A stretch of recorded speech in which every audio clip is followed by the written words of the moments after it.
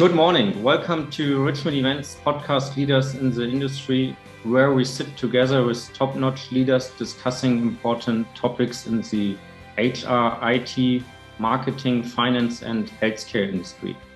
Today's topic will be mainly about managing greenwashed ESG assets. For this, we have invited Nils Löhndorf from Finhub 360 Advisors GmbH to talk about what it takes to be a leader in the industry.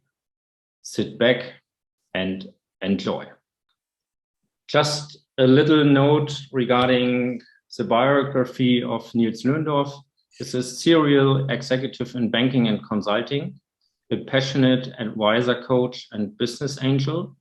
Nils held senior positions at Commerzbank, Capco, Deloitte, DZ Bank, IBM, and etc.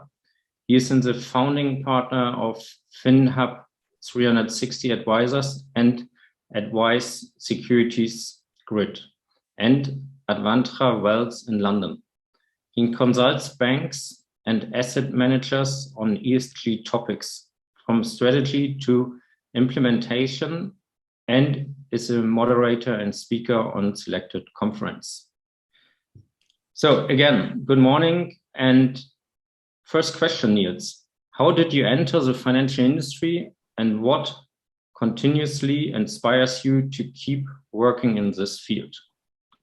Yeah, first of all, good morning, Helge, too. Good morning to the audience. Thank you for joining in and listening and keep listening in. So I'll try to make my biography to answer the question short, because I think it's very important, that question, what kept me and still keeps me in the financial industry. I joined the financial industry. My first banking job was in 1997, joining a bank, coming from consulting.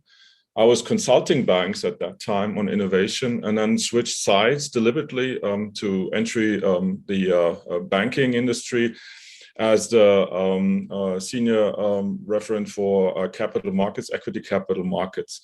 So I was thinking so much about banking at that point that I was convinced that banks are not really the innovators, but more the followers on fintech technology. But what banks are very good at is engineering funding and bringing funding opportunities to the market. So that's why I joined equity capital markets. I focused on IPOs, initial public offerings, back then in the e-commerce field, payment field, you would call it fintech today. But that opened up a lot of opportunities and also showed me the way how fintechs could deliberately support banks in innovating, not disrupting the banking industry, but deliberately supporting by providing technologies to the banking community. And that's what still keeps me alive, because after the banking experience and over 7 years in different roles, majorly on equity capital markets and mergers and acquisitions in Frankfurt and London, I re-entered the consulting space and kept working with fintechs and kept working, bringing innovation to the banking industry, but also dealing with regulatory complexity, because that's also what drives me. I think that complexity kills business, and we need technology to ease up the complexity and still open up business opportunities for financial services. You really know now many topics, and one topic of yours is ESG assets, also really a high-end topic and many discussions about that. What tips could you give us regarding ESG assets and what should we look out for?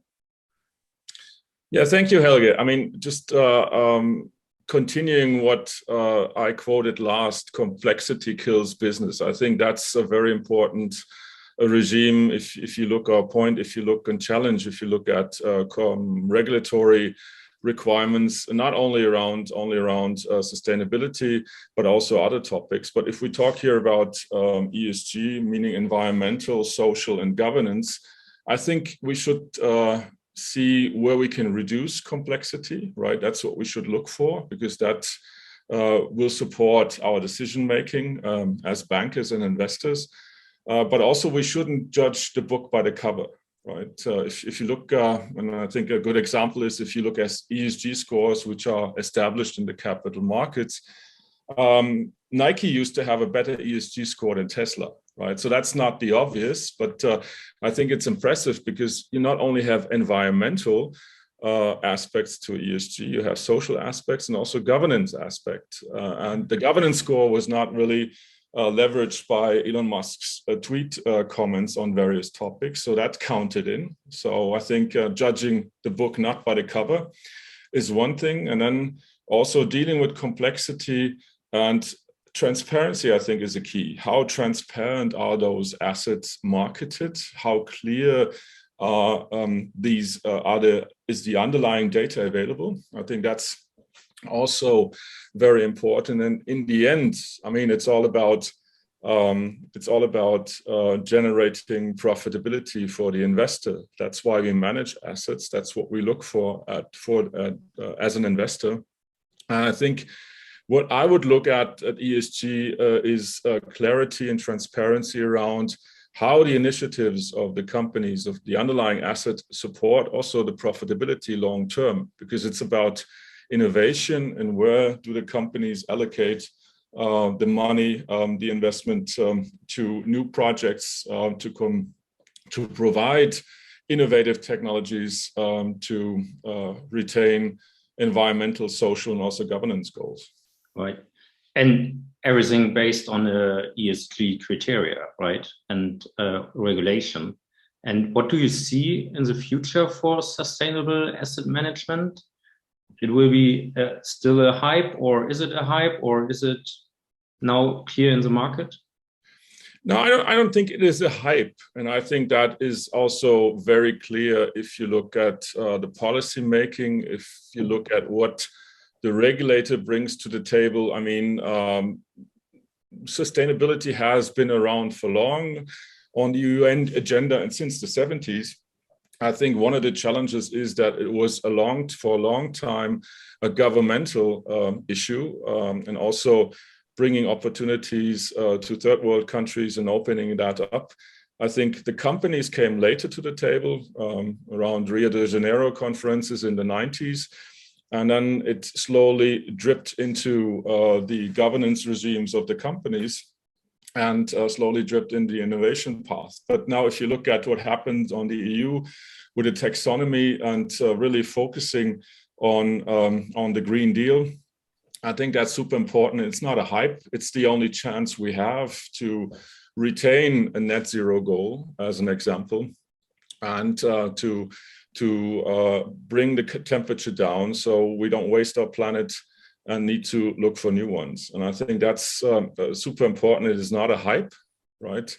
But I see very much in the future of ESG assets to make it attractive, really providing interesting investment opportunities by being super transparent, right? And I think that the big topic, and that's something I'll pick up in my workshop too around greenwashing, is not so much that the providers, that the banks, the financial market participants deliberately greenwash. I think it's the outcome of complexity. A lot of things are hard to manage, a lot of requirements in the regulatory space.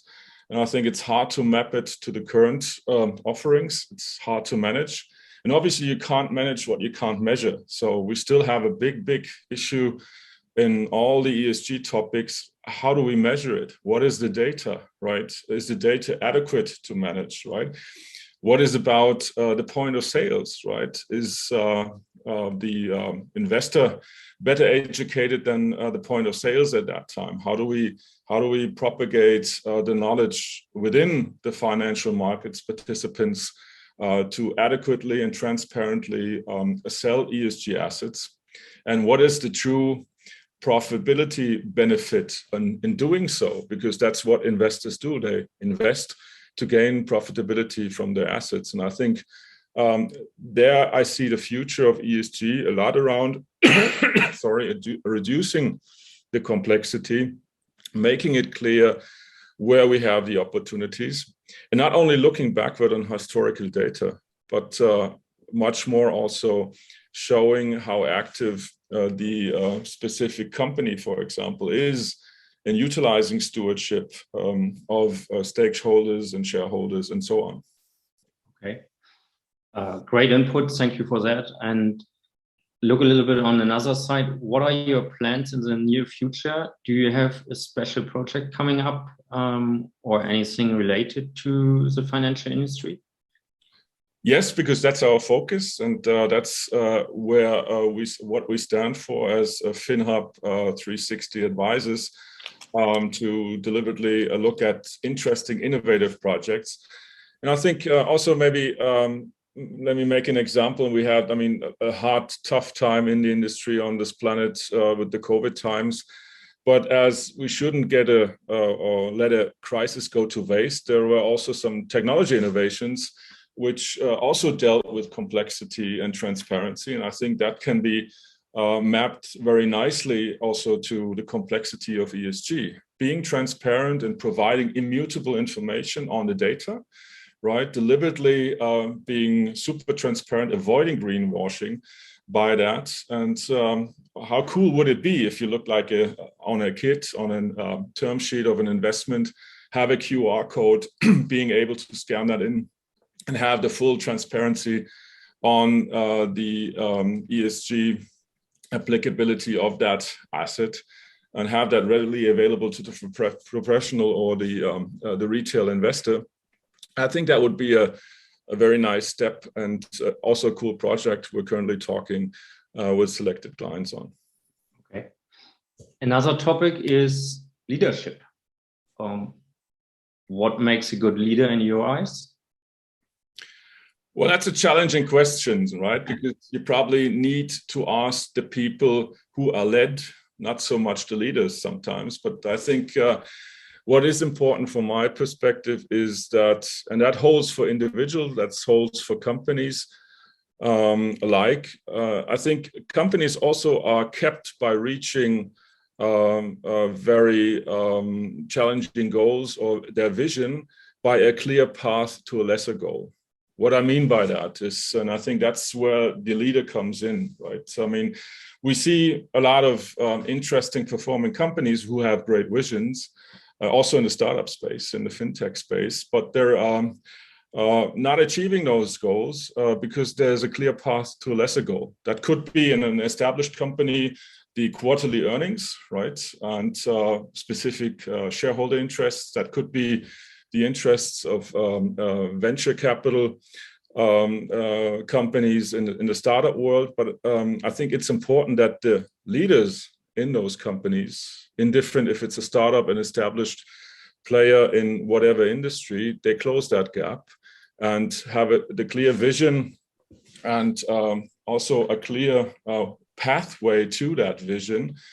So we're not following the lesser goal, but the bigger goal in terms of achieving the company vision and leading to that. And I think last but not least, a good leader is qualified by serving, because serving qualifies to lead. It's not vice versa. A really good note. Absolutely. Last but not least, a small teaser about your topic, how to manage ESG assets, non-greenwashed, looking for your delegates. Yeah, thank you, Helge. I think I touched deliberately on some points already, and I think it all comes together in, again, how do you deal with complexity? Because my strong belief is in any business, if it is financial services, investing, the fintech world, complexity kills business. And complexity and dealing with complexity is also about how do you deal with data, right? And you can't manage the data without measuring it. So we still have a big challenge in the industry how to measure.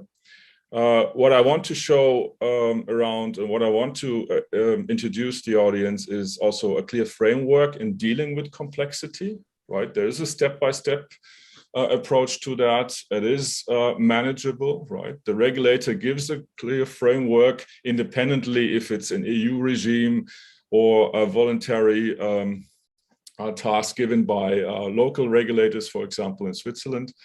But I think there's also not only following the regulatory task in terms of a framework, but a great opportunity to reduce client attrition, to be transparent around the investment choices, and give some interesting examples on how can you deal with this, right? And I think the digital sustainability certificate, maybe the QR code, is one example to achieve very fast, from a marketing perspective, transparency, but also introducing a concept of a platform where you deliberately provide matchmaking of professional investors to issuers of assets and different investment opportunities, and give a platform choice on that is also an introduction I want to make.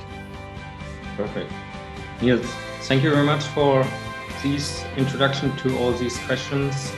Thank you, and great to have you at the Richmond Films Forum beginning November in Bad Ragaz. Thank you, and very much looking forward and have you work in the seminar working with you. Thank you.